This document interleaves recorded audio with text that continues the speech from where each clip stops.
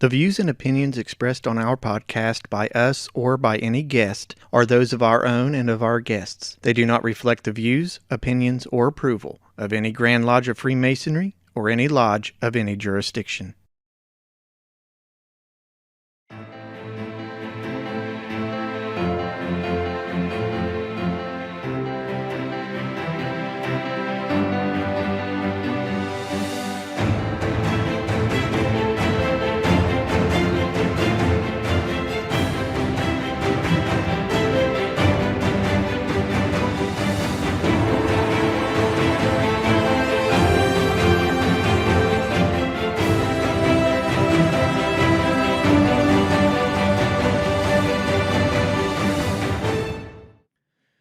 Welcome, everyone, to another episode of the Masonic Ring Podcast. I am your host, Brother Nathan Davis, and I hail from the Western Sun Masonic Lodge, number 91 in Wheelersburg, Ohio. I apologize right off the bat for all these hardware issues, but I think we have them fixed now.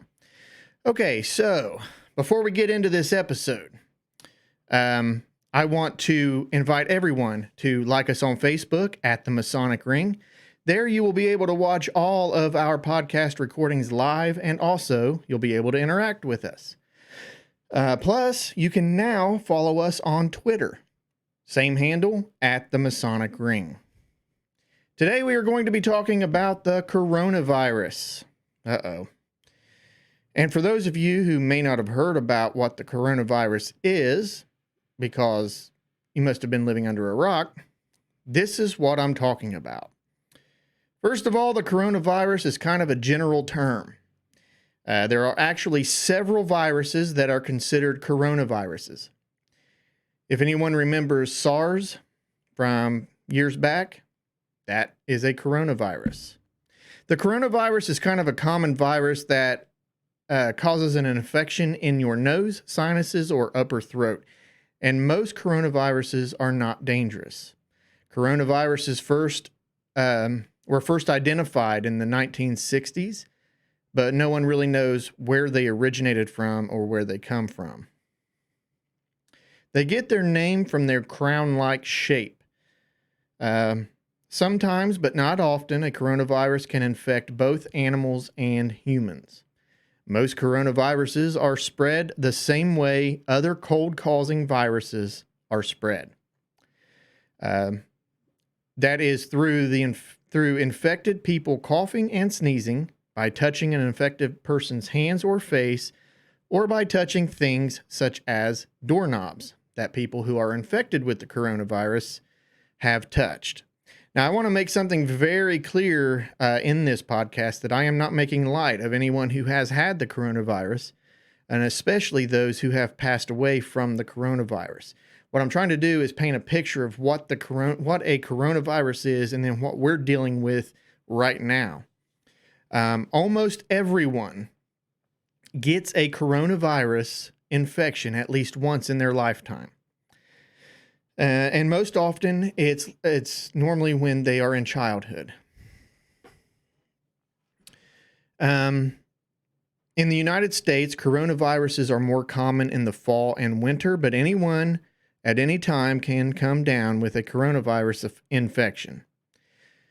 So here are some of the most recent severe coronaviruses, at least within my memory.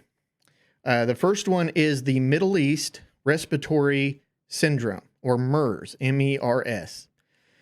About 850 people have died from MERS, which first appeared in Saudi Arabia and then in other countries in the Middle East, Africa, Asia, and Europe.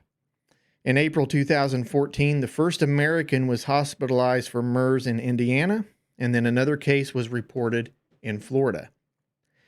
Both had just returned from Saudi Arabia at the time. In May of 2015, there was another outbreak of MERS in Korea, which was the largest outbreak outside of the Arabian Peninsula. The next one is Severe Acute Respiratory Syndrome, SARS, S-A-R-S. Now, if you're old enough to remember, the SARS outbreak was the one that was going to kill us all. I remember it. The panic kind of is what we're going through right now, as far as talking about it, but I don't remember toilet paper flying off the shelves and hand sanitizer and all of that. Okay, looks like we were disconnected, but looks like we are now connected once again. So if you all can see me, let me know. I apologize. I'm having some major issues with my setup tonight for some reason. I did try a few different things, but nothing out of the ordinary. I just kind of changed a few things for those who are listening on a podcast platform. I am going to check something really quick just to make sure everything is still going good. And it looks like it is.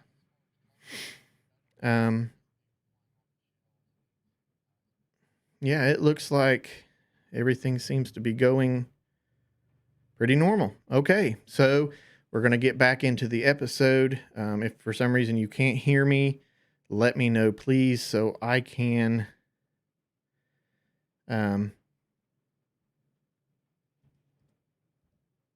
Okay, that should have fixed the problem right there for sure. Okay.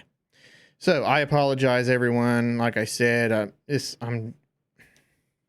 don't know what's going on, but I'm having issues. Okay. So we were talking about the severe acute respiratory syndrome, SARS. Now, if you're old enough to remember, like I was, if you're old enough to remember the SARS outbreak in 2003, this was the virus that was going to kill us all. I do remember the panic of the SARS outbreak, but I don't remember toilet paper flying off the shelves. I don't remember, hand sanitizer flying off the shelves or anything like that. But I do remember SARS, and it was spreading through. It was spreading through people like crazy, and the next thing I knew, this was the virus that was going to wipe us out. But alas, we are still here. In 2003, 774 people died from a SARS outbreak. As of 2015, there were no further reports of cases of SARS. So SARS is the severe acute respiratory syndrome, which is also considered a coronavirus. And finally, we are at the one that we are dealing with right now, which is COVID-19. In early 2020, after a December 2019 outbreak in China, the World Health Organization identified a new type 2019 novel coronavirus, or they abbreviated it 2019-NCOV, which under certain circumstances had the potential of being fatal. The organization named the virus Severe Acute Respiratory Syndrome Coronavirus 2, or SARS-CoV-2. And then they named the official name for the disease is COVID-19. The outbreak quickly moved from China and spread around the world. Symptoms of COVID-19 include fever, cough, and shortness of breath. So here's a question. How do you know if you have COVID-19, a cold, or the flu? This is, my sources are the Cleveland Clinic, Mayo Clinic, Johns Hopkins University, WebMD, and a few others. When you have symptoms, they can be similar to a bad cold or the flu. So your doctor will suspect the COVID-19 virus if you have a fever and you have breathing problems and you've traveled to places where the virus has spread, or you've been exposed to people who have had the virus within the last 14 days. So that is for the COVID-19, what we're dealing with right now. Now, the symptoms of most coronaviruses, such as SARS, MERS, what have you, are similar to any other upper respiratory infection, including runny nose, coughing, sore throat, and sometimes a fever, but not always. In most cases, you won't know whether you have a coronavirus or a different cold-causing virus, such as the rhinovirus, which is the common cold. So now that I have explained that and scared the crap out of everyone, what do we do about it? Well, there's no vaccine for COVID-19 right now. Actually, there's no vaccine for any coronavirus that I could find during my research. So to help prevent coronavirus infections, do the same thing as you would do for the common cold.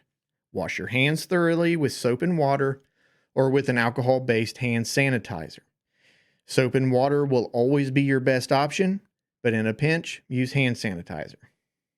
Keep your hands and fingers away from your eyes, nose, and mouth. Now, I don't know about you, but when somebody tells me not to touch my face or touch my mouth or touch my eyes, that's the first thing I want to do, because it's like my nose starts itching or my eyes start itching.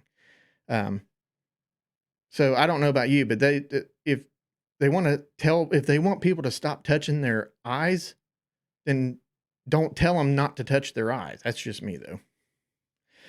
Keep your hands and fingers away from your eyes, nose, and mouth. Avoid close contact with people who are infected. Now, if you're unable to avoid it, and you do end up getting it, this is what the World Health Organization recommends for treatment. Now, there's two different recommendations. The one for the COVID-19 coronavirus, which we are dealing with right now.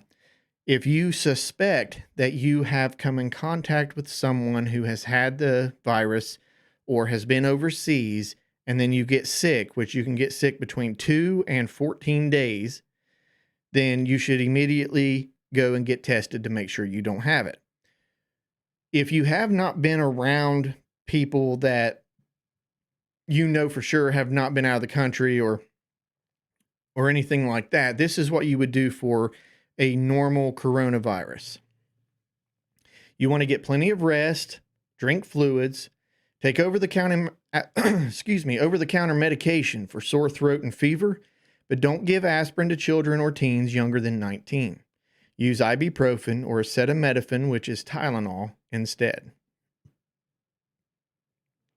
A humidifier or steamy shower can also help ease a sore and scratchy throat. Even when a coronavirus causes MERS or SARS in other countries, the kind of coronavirus infection common in the United States isn't a serious threat for an otherwise healthy adult. If you get sick, treat your symptoms and contact a doctor if they get worse or don't go away. Now, that's for just, there's no way to tell whether you have the common cold, the flu, the COVID-19, or some other coronavirus, because they all present with the same symptoms. The one thing they want to do is they want everyone to understand the two main symptoms of this new virus is fever and shortness of breath. The shortness of breath is one of the signs that says, hey, get to a doctor, get tested. But what I would do, this is just my own personal opinion, if I were to go to the hospital, if I suspected that I had it, don't just go running and screaming into the emergency room lobby. Get to the hospital and then call them and tell them you're outside and then say, what should I do? Because, some people might be in there for a broken toe and you're in there infecting them with this new coronavirus. So that's just my opinion. So, I've discussed the coronavirus. We've talked about all of this. Now, what in the world does this have to do with Freemasonry? Well, I'm glad you've asked. That's a good question. I'm going to give you a star for asking that question. What does the coronavirus have to do with Freemasonry? Well, I want to tell you a story. We have a brother in our lodge. He is a younger brother. He is our senior warden. He is in college, and he took a university-sponsored trip just here recently to Israel. It had been planned for a while, and this was before this new coronavirus took over social media and took over the news. It was still being talked about, but no way near what it was or what it is now. So everything goes off without a hitch. He gets over to Israel. He's posting pictures. It's beautiful over there. He's literally on the coast of Joppa, which is pretty neat for all you Freemasons out there. And he wasn't supposed to be back for quite a while. Well, as many of you may have heard, Israel has shut their borders down. Shut them down. And then they said, all visitors, Americans, whatever, go home. So his trip got cut short, and so he had to come home. Well, all that seems to be going okay. He gets back to the United States. He's at JFK International in New York City. Something did happen. He wasn't able to fly from New York City back to Ohio.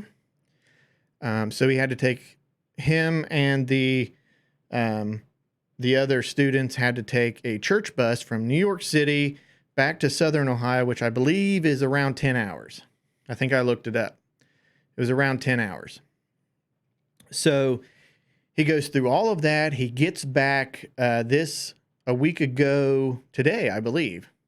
I believe it was a week ago today, or maybe it was last Saturday. At any rate, he was back. So he was going to miss our stated meeting, which was this past Tuesday, which was fine. We knew it. And he said, well, I guess I'll be there now because our trip got cut short. And then all of a sudden, we get a text from him and says, well, apparently we are under self-quarantine because one of the students that we went with has a fever. Okay, that's not good, right?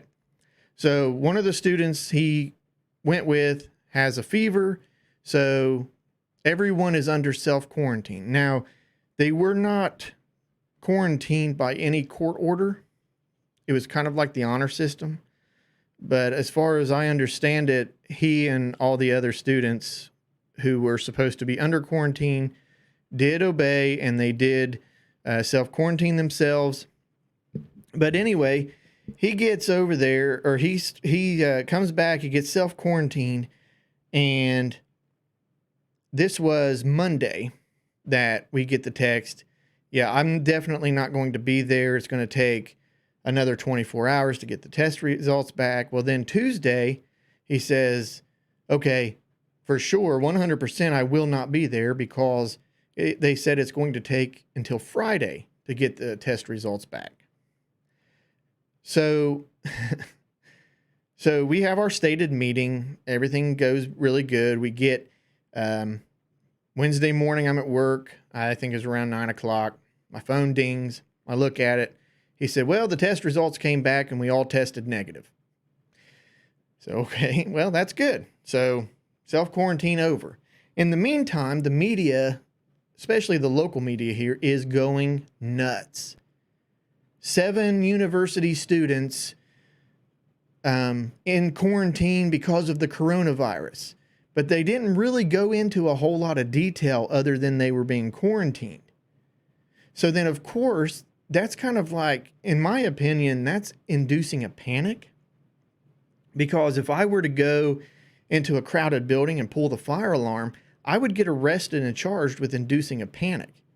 To me, that's inducing a panic because the whole story, although it was kind of true that they were quarantined, they didn't go into enough detail to quite tell us, okay, yes, they're being quarantined. However, this is why.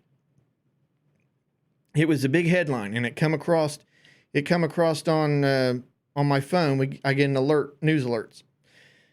Local university students quarantined because of coronavirus threat.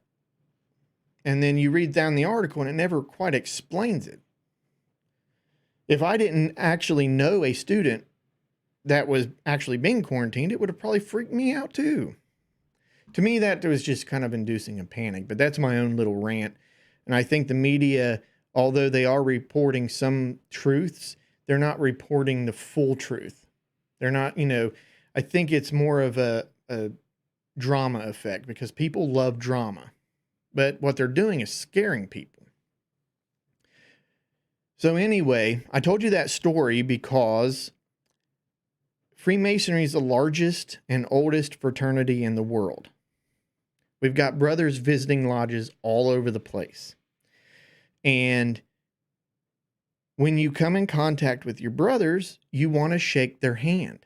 That's part of being a brother. You introduce yourself, you shake their hand, you're within, 3 feet of them. And right now, the World Health Organization is saying you need to stay at least 6 feet away from people. At any rate, the coronavirus, the rhinovirus, the COVID, anything that can be transmitted, like the common cold, always needs to be on your mind, even when we are not in this pandemic of a new virus, because we are constantly shaking hands. We're doing ritual work that involves, shaking hands, speaking to one another that you're within 3 feet of them. You're really close. That's with any organization, but with Freemasonry, we've got brothers from all over the world, and they travel constantly because, well, we're traveling men. And so let's just say you have a brother that visits a New York lodge, but this brother happens to be from England. And so another brother from another part of the world visited that lodge in England. So then he gives the virus to this guy. And remember, it could take up to 14 days to even show symptoms. So then he flies to the United States and says, hey, I'm going to visit a lodge here in New York City. Visits a lodge in New York City. Then the next thing you know, another brother goes and visits a lodge in Connecticut. And then that brother goes and visits a lodge in Pennsylvania. And then that brother goes and visits a lodge in Ohio. And then next thing you know, within 2 or 3 weeks, the guys that visit New York City are sick. But then that is still being spread. So the best way you can prevent it, and actually what I want to do, and because it is public, let me see if I can find it. It is public. Our Grand Lodge actually, they sent out a communication to everyone, and I would like to read it. I'll get it pulled up here so that I can read it correctly. And by the way, while I am pulling this up, Governor DeWine, which is the governor of Ohio, has officially canceled school, all public schools, all private schools, all schools throughout the entire state of Ohio, starting Monday, are closed for 3 weeks due to the COVID virus. Okay, so let me get this pulled up here. This was sent out today, March 12th, 2020. The Grand Lodge of Free and Accepted Masons of Ohio has been closely monitoring and quickly changing development related to the pandemic outbreak of the coronavirus COVID-19. We have been observing and following the suggestions and directives of the World Health Organization, medical professionals, and of course, our Ohio governor. Governor DeWine's message today during his news conference said the state will be ordering that no mass gatherings of more than 100 people will be allowed in the state. This ban includes venues such as meeting halls, cafeterias, conference rooms, arenas, stadiums, or any other confined indoor space. This also includes parades, fairs, and festivals. However, it will not include normal operations at airports, bus and train stations, medical facilities, shopping malls, or other places where people may be in transit, nor does it apply to office environments, schools, restaurants, factories, or retail or grocery stores. This ban impacts meetings, visitations, and Grand Master receptions by your Grand Master, Grand Lodge officers, and many other Ohio Masons. Effective immediately, all Masonic events that typically result in an attendance of 100 or more are to be canceled. Although Governor DeWine has not announced an ending period of this ban, it is expected to minimally run through the end of March.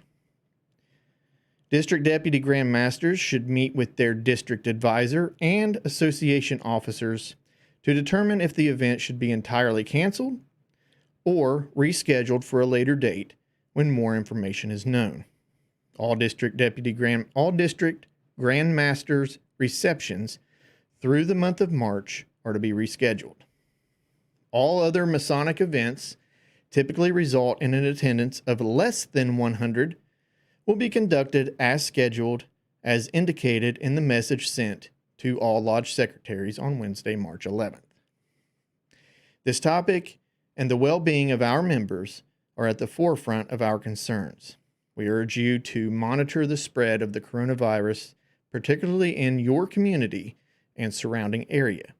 Each individual should decide if they are well enough and would like to attend the event. Any individual in the higher risk age group should consider not attending the event. As always, take due notice.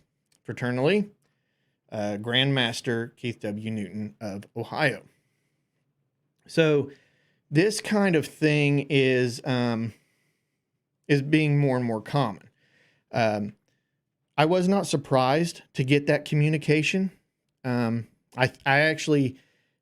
thought it was going to be a little bit worse. I thought we were actually not going to be able to have any Masonic gatherings at all the rest of the month. I also want to, I'm not going to read this whole thing, but this is a highlight of what was sent to all of us managers at work. I'm a branch manager. I'm one of 7 branch managers at work. This was sent to all of the managers for us to go over with our employees. Keeping the workplace safe, encourage your employees to practice good hygiene, which of course is what I just went through. Clean hands, wash hands, create habits, avoid touching face, disinfect surfaces, doorknobs, etc., etc. But one of the things too, actually the very top thing says stop handshaking. Use other non-contact methods of greeting. And for Freemasons, that's going to be a tough one. It's going to be a tough one. Be careful with meetings and travel. Use video conferencing for meetings when possible. So far as I know, they have not come up with a way to make video conferencing tiled. So that's going to be a hard one for Freemasons. When not possible, hold meetings in open, well-ventilated spaces. That would be a little bit easier. At least for our lodge, it's a decent sized building. Consider adjusting or postponing large meetings or gatherings and assess the risks of business travel. It also says to handle food carefully. I'm good at that. I don't like people near my food. And stay home if you are feeling sick or you have a family member that is sick. Every American and community can do what is needed to decrease the spread of the coronavirus, COVID-19. So here's the deal. Not only do Freemasons, when they gather, shake hands, but when we gather, we're usually in pretty large numbers. Now, some lodges are less than others. You know, we can still meet at my lodge because we very rarely ever have over 100 people. Normally, it is during our inspection, which is already passed. I want to mention one thing. I am not a conspiracy theorist because, as a Freemason, I can't stand conspiracy theorists that go out there and just start making stuff up. But I do believe that the threat of the coronavirus, the COVID-19, I do believe the threat is real, and I do believe that it needs to be dealt with, and I do believe that we need to practice not just during a pandemic outbreak, but all the time. Washing your hands, using hand sanitizer. You know, we have more germs than just the coronavirus. We have, and look at me scratching my eye. Oh no. Oh no. Well, I'm done for. Anyway, we have more viruses out there too. Just, it takes common sense, you know. If you can hold off from going to the store, hold off. If you can hold off from going to, a meeting, if that meeting isn't 100% necessary, then hold off. It's, when you've got March Madness being canceled, when you've got the NBA being canceled, NASCAR will still hold their race, but there's not going to be anybody in the fans. You've got Ohio shutting down every school in the state of Ohio for 3 weeks, which, right now is around the spring break time. But at most that I've heard of in Ohio, at least, it's only a week. Every school in the state of Ohio shut down for 3 weeks, at least through the month of March.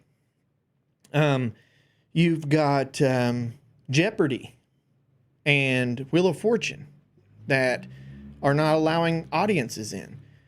You also have that with some of the sitcoms out there. They're not allowing audiences in. Talk shows, places like that. So yes, the threat is real. However, what I do not like is, like the news, when people are depending on the media. And I'm not generalizing the media as in, oh, well, it's the left-wing media, or it's the right-wing media, or it's the talk show hosts. No, I am not talking about that. I'm talking about the media in general. Like, all of them. You have the national media, the local newspapers, the local radio, Facebook, stuff like that. And what they do is they create a panic. Did you know my wife went shopping today?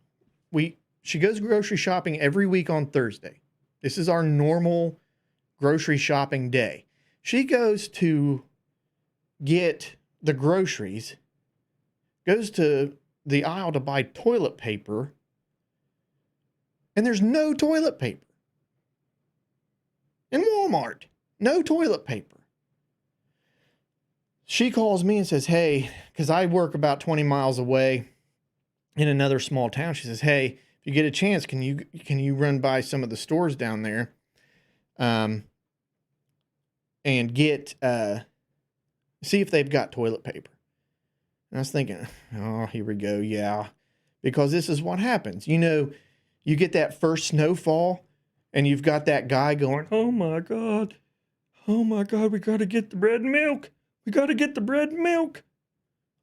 So they go and they hoard up the bread and milk. Like, how long do you expect to be snowed in? We're having a blizzard come, right? Okay, we're going to have a blizzard. Now, here in Ohio, we're used to that kind of thing, I guess. But we can have, it wasn't last year's, year before, we had almost 20 inches of snow. And they had the roads cleared within, I take that back. The main roads cleared within 24 hours.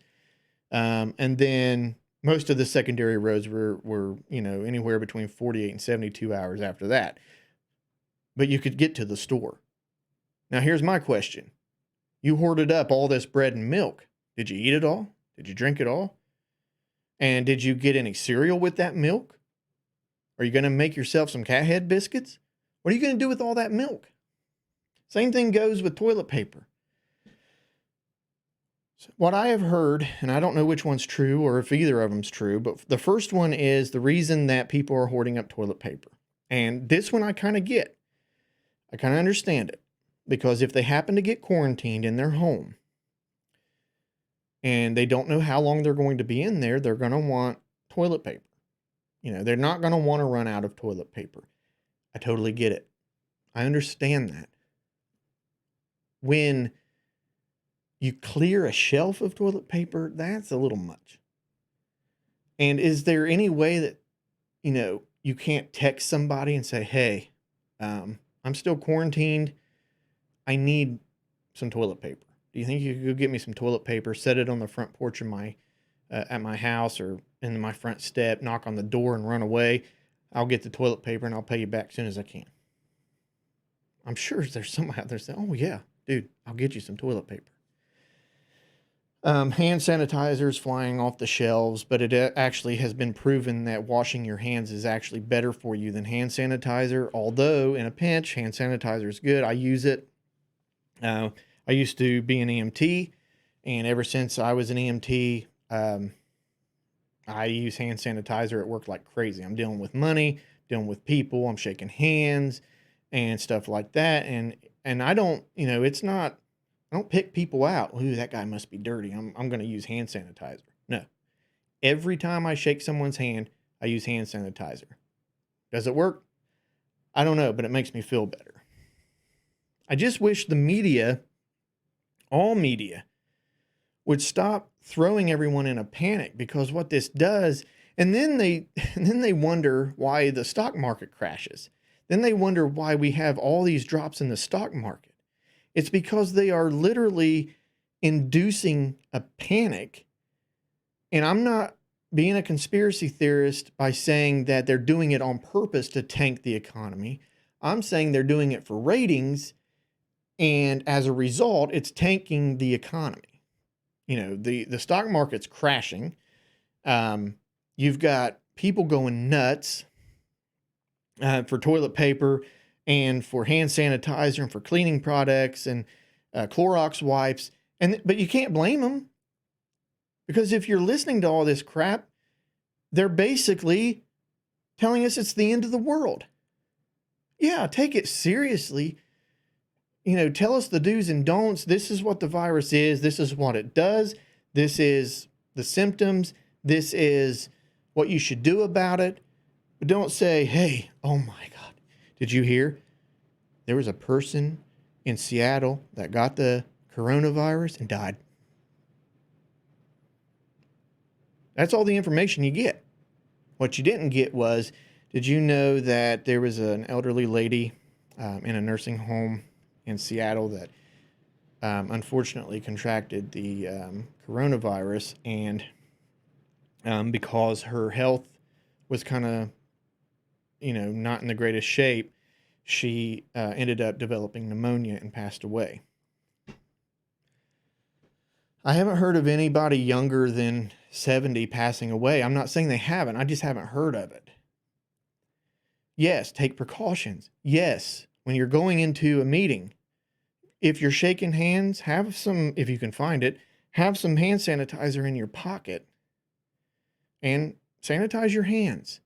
Stay as far away from people as you can, and still be able to interact. I deal with people every day. Every day, people are coming into my office. I'm interacting with them. It's part of my job. I'm a manager. It's my job to interact with people, and I am not going to freak out and not do my job and be rude simply because, I'm getting bombarded by all this negativity online, and not only online, on TV, on Facebook, all this stuff. So yes, people ask me, friends, family, whatever, man, that coronavirus is really spreading in it, isn't it? And the first thing I say, and maybe I'm being a little glib about it, but the first thing I say is, yeah, but it's all hyped up. I'm not saying that to not take it seriously. or to not do what you can to prevent it. I'm saying it because they're hyping it up. They're creating a panic. Now I'm kind of going off the rails here because it really pisses me off, to be honest with you, because, you tune in, the news used to be about, these are the facts, this is what happened, but now it's all about drama, especially the local news. People love, I guess it's because people love the drama, but you hear more about murder, drug overdoses, theft, mugshots on TV. You hear more about that than you do anything good. And I don't buy the excuse that those things happen more than good things happen. I don't buy that excuse. They always have one or two on throughout the program. And, and they found the severed head in the dishwasher. On to some good news. So-and-so earned a scholarship to go to college. And then they go right back. And then they start talking about a drug overdose. I understand there is some bad news, but honestly, I don't want to hear about a couple of drug dealers killing each other. That does not affect my life. I would like to hear about people doing good for other people in the world. I would like to hear about that a little more often. Uplift people. Don't feed on their lust for drama. Uplift people, because you'll get a lot more ratings out of it. I guarantee it. But anyway, I think I'm going to go ahead and end this show now. Just with all the panic and, the Grand Master of Ohio sending out that communication, and, schools are being closed. The town that I work in, look at me, I'm touching my eye again. Oh, can't help it. Somebody told me not to, so I had to touch it. So, the town that I work in, which is about 20 miles from where I live, give or take, I just read online before I came up here to do this podcast that the mayor of that town declared a state of emergency. And he is, although the governor already did this, but he is, I guess, writing through with the governor on it and saying, you are not allowed to meet,